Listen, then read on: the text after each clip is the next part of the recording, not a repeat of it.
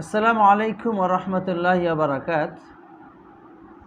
নামের শেষে হাসান, হুসাইন, আলী এগুলো যুক্ত করে নাম রাখা যাবে কি না?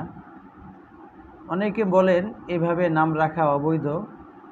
ইহা দ্বারা শিয়া হওয়া বা শিয়াদের সাথে সাদৃশ্যতা দেখা যায়।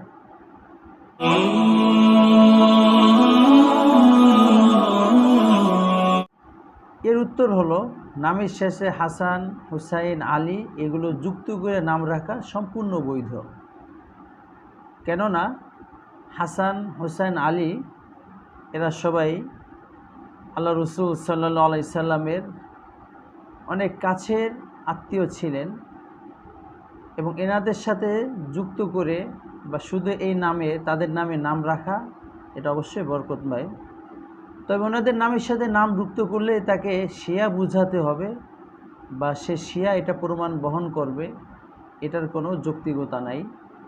কেননা যুগে যুগে অসংখ্য এমন সুন্নি আমরা পেয়েছি যাদের নামের শেষে হাসান, হুসাইন যুক্ত ছিল, যেমন আবুল হাসান, আবুল হুসাইন।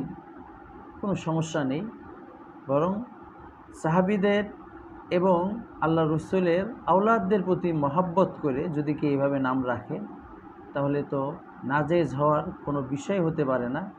কেননা আল্লাহ রসুলের আওলাদদেরকে সীমানার ভিতরে থেকে ভালোবাসা আমাদের ইমানের জন্য আবশ্যক এবং একজন মুমিনের জন্য আবশ্যক। সীমানা অতিরঞ্জিত এটা কারোর জন্যই এবং কারো ক্ষেত্রেই বৈধ না। এমনকি আল্লাহ রসুল সাল্লাল্লাহু আলাইহি সাল্লামকে ভালোবাসতে যেয়েও সীমানা অতিরঞ্জিত করার কোনো সুযোগ নেই, সেখানে তার নাতিপুতির তো অবশ্যই সুযোগ নেই।